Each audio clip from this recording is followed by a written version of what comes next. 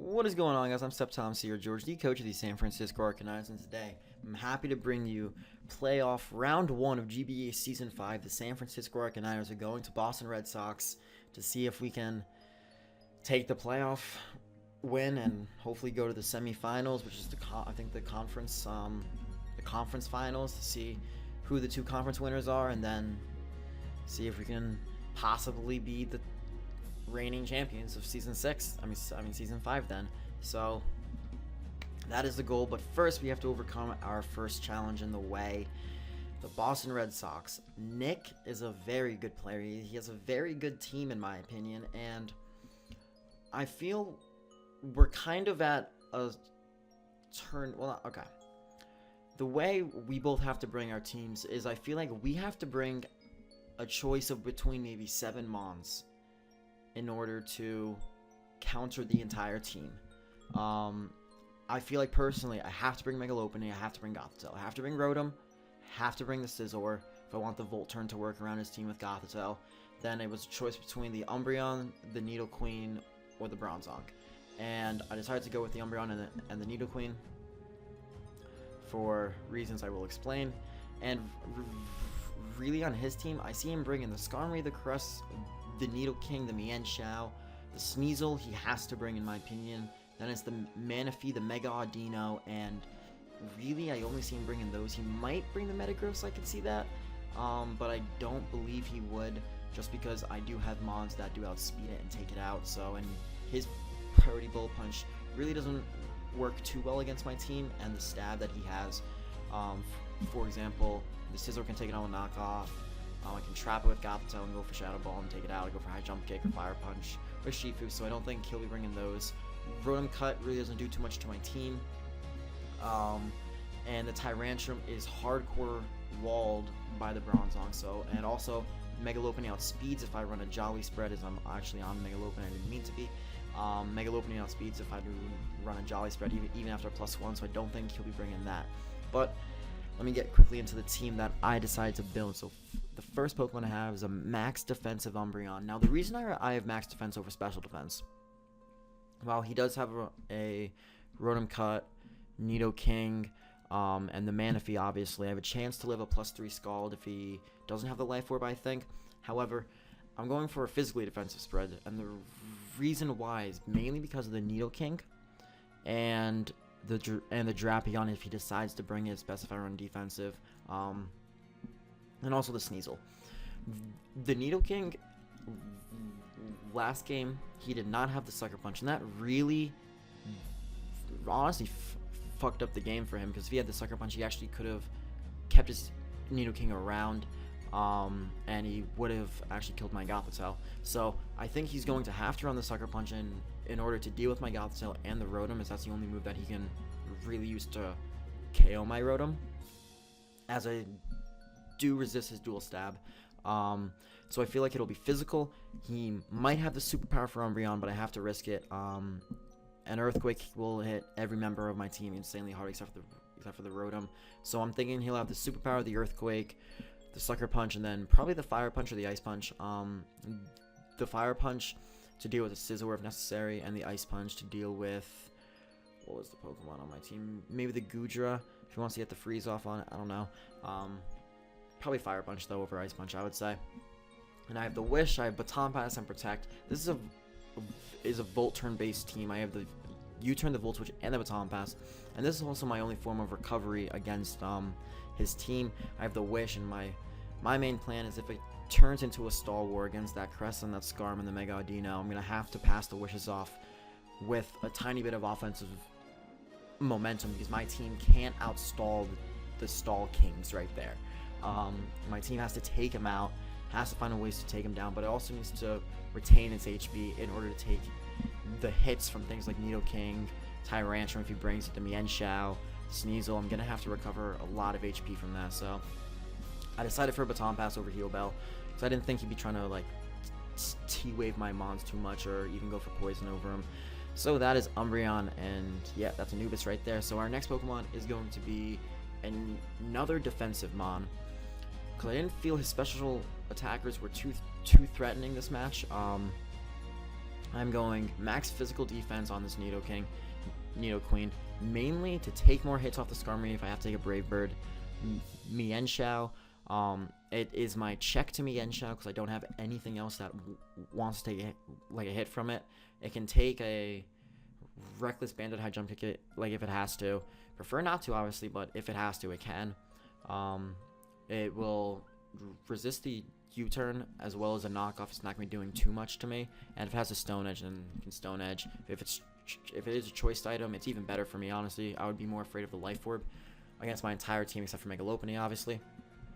But yeah, and the coverage, I have Rocks because Rocks is just such a good move on it's just a good move to have on your team. 12% if it doesn't even resist it, or 6.5%. 6%. Where am I getting 6.5 from? 6.25%.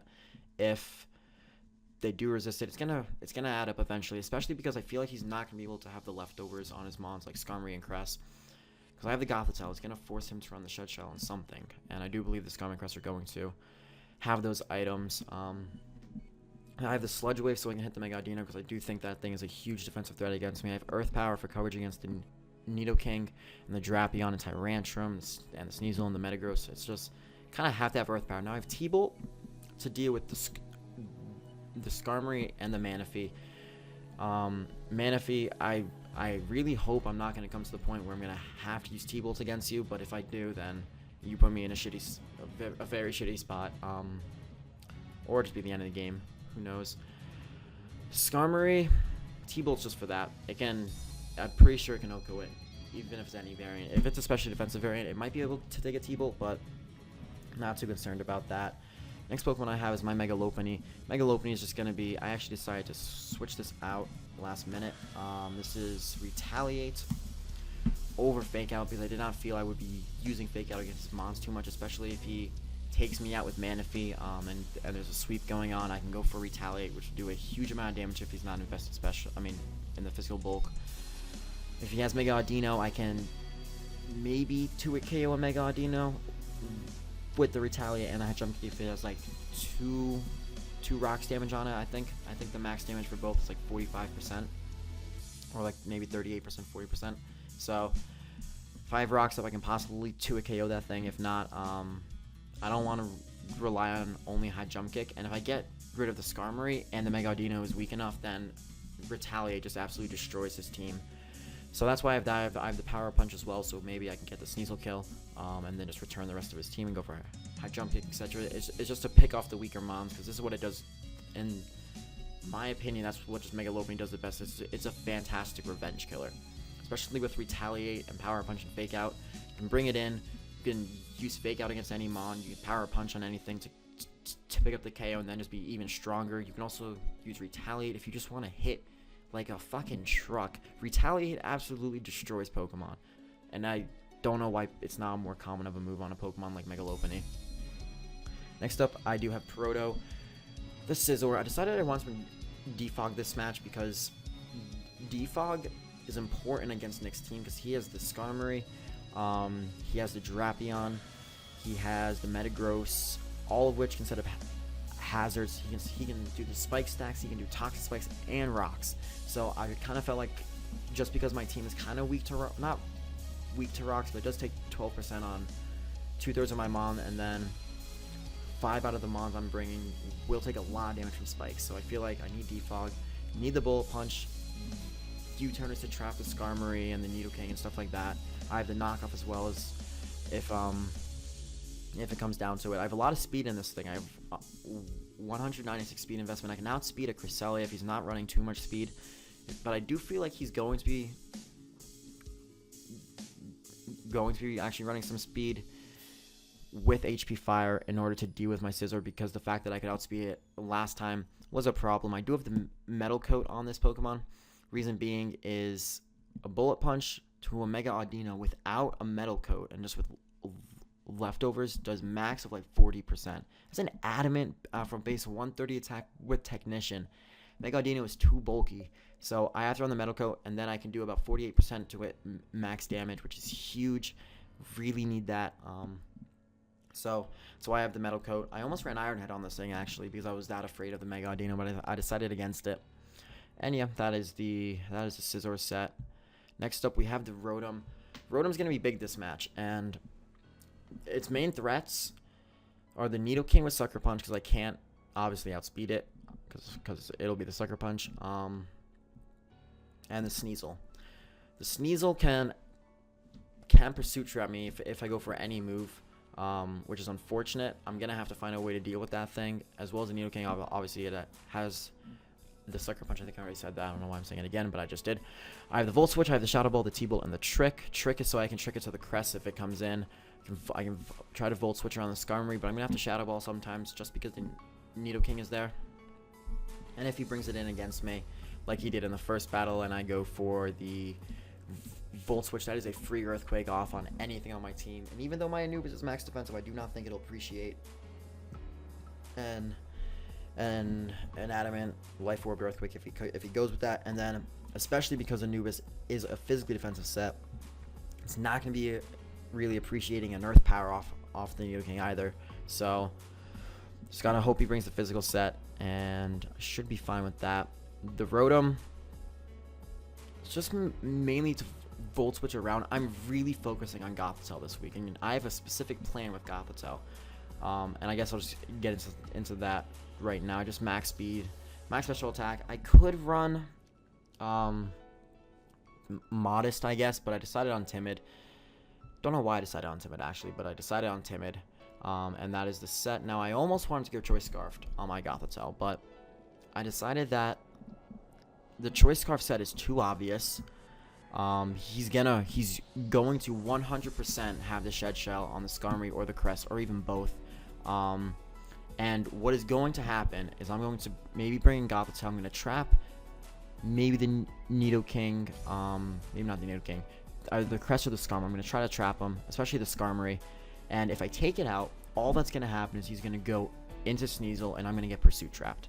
So I decided what I would do is I would accept that fate on my Gothitelle, trap something. He's going to go into Sneasel, and the Sneasel is still a huge threat to my team. If he has the Low Kick, SD, Ice Shard, and Knockoff, I could be in trouble against him. But I do believe he'll have the Pursuit, and if he has the Pursuit, he is just going to immediately Pursuit Trap me, which is going to take me out unless I have the Colbur Berry, and if I stay in, it'll be even better for me. And that's why I have the HP Fighting, the T-Bolt, the Psychic, and the Toxic. I'm not Choice, so I don't have to worry about going for Trick or something like that, so I can actually Toxic the Cresselia. I have the Psychic to take on the Nidoking and the Mienshao, so it's not a roll. Unlike Psyshock. Actually, I don't think if I'm Modest it's a roll, but I prefer Psychic in this scenario. T-Bolt is obviously for the Skarmory and the Manaphy. Just gonna trap him, try to kill him, hope it works. That is the plan, guys. I know this was a long introduction. I'm just gonna probably put a time thing. It's gonna be 13 minutes long. I can see that right now. So I'm gonna put a. You guys can skip to this point, I guess, in the video. But anyways, guys, this is the team I'm gonna bring to take on the Boston Red Sox, and let's see how it goes. Alright, guys, so we're here with a round 1 playoff match against the Boston Red Sox or Nick. And looking at his team, he brought exactly the team I thought he would bring. He has the Mienshao, the Skarmory, the Nidoking, the Manaphy, the Cresselia, and the Sneasel. The Sneasel is going to be the Pursuit Trap. I'm almost positive of that. That's why I have the Colbur Berry on my Gothitelle. The Crest is either going to be... I really think the Crest has to be the special wall here, and the Skarmory has to be the physical wall, just because he doesn't have anything to handle this like the special amounts on my team if he doesn't have the Crest. I'm surprised he didn't bring the Mega Audino over the Skarm or the Crest, just because I feel like the Wish Passing, the Heal Bell would be pretty good against my team. But looking at it, I was thinking that he would probably want to lead off with either the Skarmory or the Mienshao maybe. And I see that his only way of getting rid of the rocks is obviously the Skarmory with Defog, and that's just a free switch into my Nidoqueen every time, or my Gothitelle. So what I decided is to lead off with my Nidoqueen, just to get up the Stealth Rocks early on. And what ends up happening is he leads off with the Sneasel, and I'm not trying to take an Icicle Crash. If it is if it is adamant, which it probably is, and the life orb, he can actually do about 80% to me, even though I am max defensive, and I can't KO him with any of my moves. So what I'm going to do is I'm going to go into Proto right here, which is my Scizor. I'm going to take the Ice Skull Crash, as he's not going to make a prediction early on that could cost him the Sneasel when it is, like, very important to his team. The Ice Skull Crash is going to get a crit. It didn't really matter in the long run. What I'm going to do here, though, is he's obviously not going to stay in. He's not going to make a ballsy play this early on. I'm going to predict that. I'm just going to go for a safe U-turn. The only way he would have stayed in there is if he had the HP Fire on it, which would have been kind of redundant in my opinion. So I just U-turn out. He goes into Skarmory, and I decide, you know what? Let me test to see if he's going to have the Shed Shell. And it turns out he does. Obviously, he didn't have the leftovers or the Rocky Helmet, so he has to have the Shed Shell at that point. And I'm going to go for a T-Bolt. And this is where I get a little bit lucky. I go for T-Bolt, and I'm actually going to get the Para. Now, I was going to kill the Sneasel anyway, which would have been a huge threat gone. It's just the fact that I now keep my Colbur Berry intact and my Gothitelle at a very high amount of health, which means I can take a Sucker Punch or a knockoff off the Mienshao or the Nidoking now. It sucks to Nick, and I'm sorry, but it's Pokemon, and that's the game we signed up for. Now, he's going to go into Mienshao, and I didn't think he would knock off this early on. I'm pretty sure I thought he would just go for a U-turn. It's exactly what he does. I go into my Nidoqueen, which is really the only Mon I have to take on the Mienshao, and it kind of gets KO'd by everything else on his team, so Nidoqueen's just a designated Mienshao switch in now. Right here I decided I don't want to take an Earth Power or an Earthquake. I'm really hoping it's physical. I'm going to go into my Umbreon. I'm really praying that he doesn't have the Superpower in his Predicted, or he doesn't have the Focus Blast especially. Turns out he is a physical set. He is going to be, I'm pretty sure this is Adamant and Life Orbed. It does a lot, but not enough to the point where I am afraid of a Superpower, because it isn't Sheer Force boosted now. I can definitely take a Superpower if I want to. He's just going to switch out right here, not wanting to take a foul play or something like that. He goes into his Pateramon, as I actually make a switch out right here, and I'm going to go into my Rotom. Kind of deja vu, where I make a double switch into Rotom against the Skarmory. I didn't expect the Skarmory to come out, honestly, but it just how to happen, and my Rotom was actually a safe switch into the Nidoking, just because I could scout if it had the Sucker Punch if it decides to come in, but I also can take an Earthquake, a Poison Jab. I don't care if I take a Fire Punch. I decided to Volt Switch, even though he could go into Nidoking. That's what he did last time, so I decided to actually go for the Volt Switch. Goes into Crest, and it doesn't do a lot. So instantly I'm thinking, wow, he's definitely specially defensive. And now I'm in with Scizor, and I'm thinking, you know what, I'm going to scout to see if he has enough Speed EVs to outspeed me, and if he has HP Fire. And that's actually what he does, so I am thinking this Crest does have a bit of speed investment in it, and most likely enough to outspeed an Adamant Scizor. A Jolly one isn't as much of a threat, and I am actually Adamant, so I go into Gothitelle and the HP Fire, and I decide I just want to get off the Toxic on it. He ends up switching into Mienshao, which is a pretty ballsy switch, because if I had gone for Shadow Ball, I could have done a lot of damage there, but I go for Toxic. Now here, again, I do predict him to U-turn out. I don't think he's going to go for a knockoff, just because he hasn't seen an item on me yet, but he actually does do that. So if I had gone for Psychic there, I would have been able to kill the Mienshao, but I see the Nidoking as more of a threat, so I would rather use my Colbur Berry on that than the Mienshao. Now, he sees that the Nidoqueen is taking his hits like a champ. He can't really do anything to me. I do believe he is Choice Scarfed at this point with the Reckless ability, because he is not recovering any health. I decide here I'm just going to get out my rocks. I can get residual damage on things. He does not have the Regenerator. He has the Reckless, so it's just better for me. Now right here, he makes a switch. He makes a pretty good switch into Skarmory. Just really predicting me. I'm thinking to want to go into Gothitelle actually, I don't know about that. I just trap the Skarmory. He does have the Shed Shell. I go for T-Bolt, and I'm going to get the Para again. And I'm just like, Jesus Christ, you're the queen of paralysis. But I do outspeed. This one honestly didn't matter, because I outspeed, and he would be at that range of health anyway, which means that my rocks would kill him anyway on switching. So that Para really didn't matter too much in my opinion.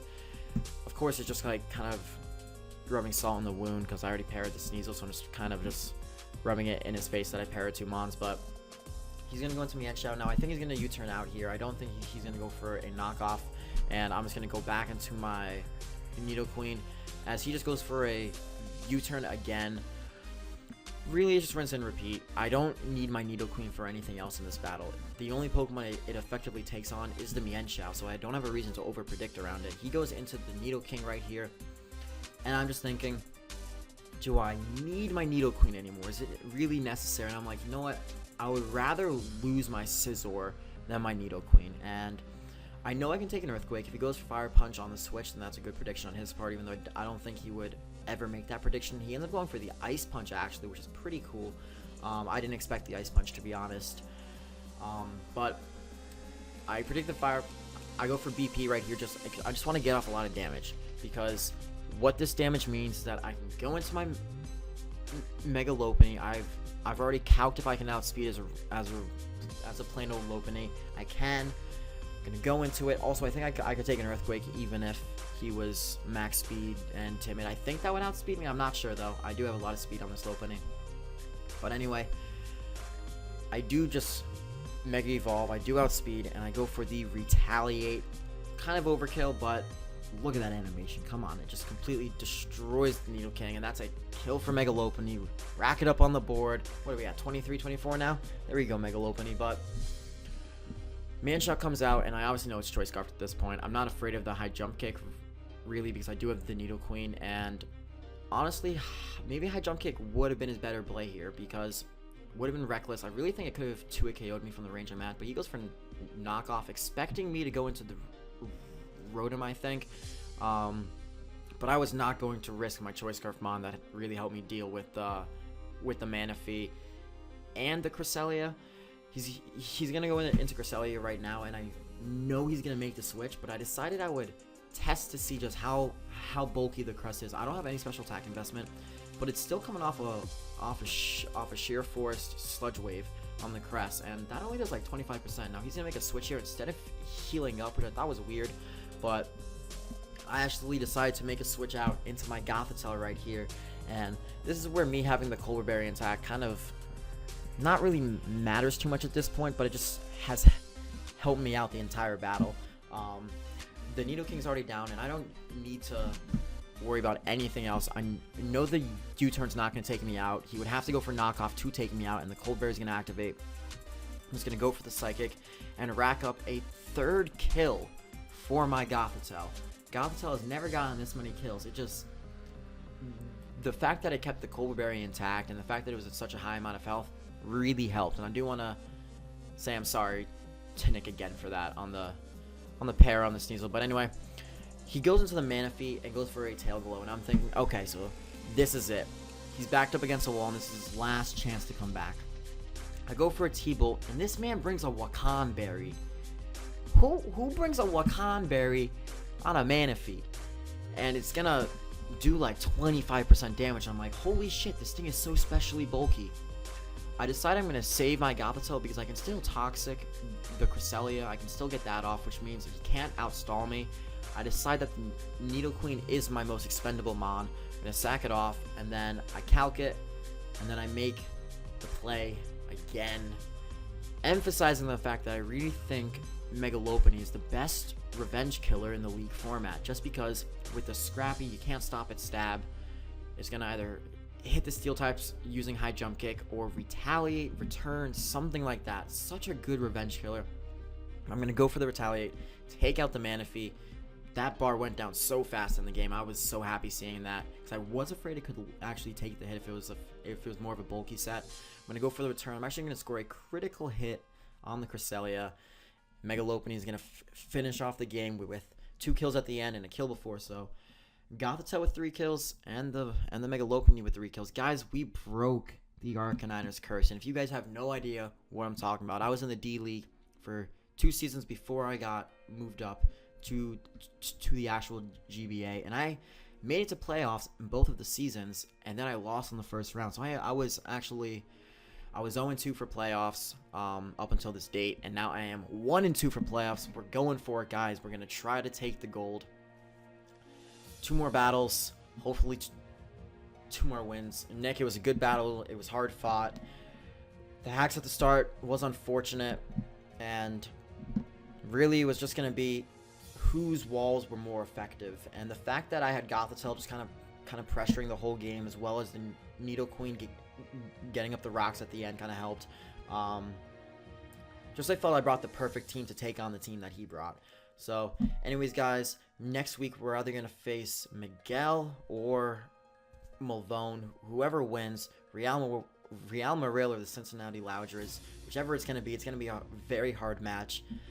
Until round 2 of the playoffs, guys, let's keep the ball rolling.